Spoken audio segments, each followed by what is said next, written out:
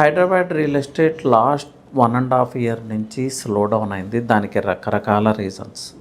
Only Revanth Reddy గారి government రావటం వల్ల స్లో డౌన్ అయింది అనేది వాస్తవం కాదు.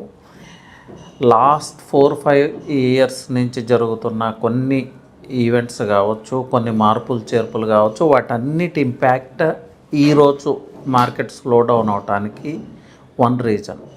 అట్లాగే రియల్ ఎస్టేట్ లైఫ్ సైకిల్ అనేది ఉంటుందండి. రియల్ ఎస్టేట్లో అప్ అండ్ డౌన్స్ అనేది ఎప్పుడూ ఉంటాయి. It's part and parcel of the game. So కొంతకాలం స్లోగా నడుస్తుంది మార్కెట్, కొంతకాలం స్పీడప్ అవుతుంది, కొంతకాలం బూమ్ అవుతుంది, కొంతకాలం అలా స్టాగ్నెట్ అవుతుంది. ఇది life cycle of real estate అంటారు. దీన్ని అర్థం చేసుకోవాలి. ఎవరు సీఎంగా ఉన్నా, ఏ పొలిటికల్ పార్టీ అధికారంలోకి ఉన్నా, ఈ లైఫ్ సైకిల్ నుంచి రియల్ ఎస్టేట్ ఎస్కేప్ అవ్వలేదు.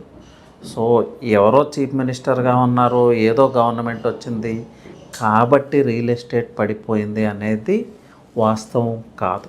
బట్ ఈ ప్రజెంట్ గవర్నమెంట్లో రేవంత్ రెడ్డి గారి గవర్నమెంట్ తీసుకున్న కొన్ని డెసిషన్స్ రియల్ ఎస్టేట్ని ఇంపాక్ట్ చేసినాయి.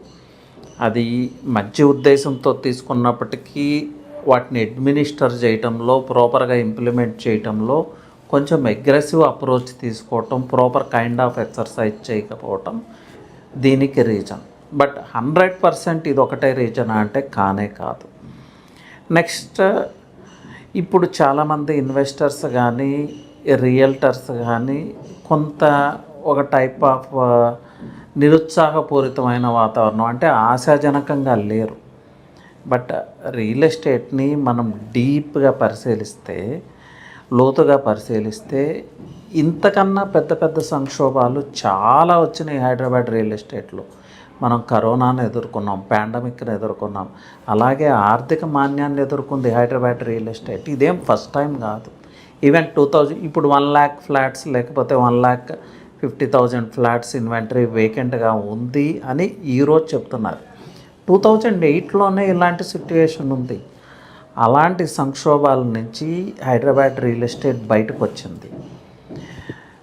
నాట్ ఈవెన్ హైదరాబాద్ అండి, ఇండియాలో టాప్ 10 రియల్ ఎస్టేట్ సిటీస్ అన్నిటినీ పరిశీలిస్తే ఇలాంటి సంక్షోభాలు ప్రతి రియల్ ఎస్టేట్ సిటీ ఫేస్ చేసుకుని వాటిని ఓవర్ రైడ్ చేసి మళ్ళీ షైన్ అవటం స్టార్ట్ చేసింది. సో ఇదేం కొత్త విషయం కాదు, వింత విషయం కాదు. సో అందరూ అనుకున్నట్లు ఇంకా హైదరాబాద్ రియల్ ఎస్టేట్ అయిపోయింది, ఇంకా ఫ్యూచర్ ఏముండదు, అలా నిరుత్సాహపడాల్సిన అవసరమే లేదు.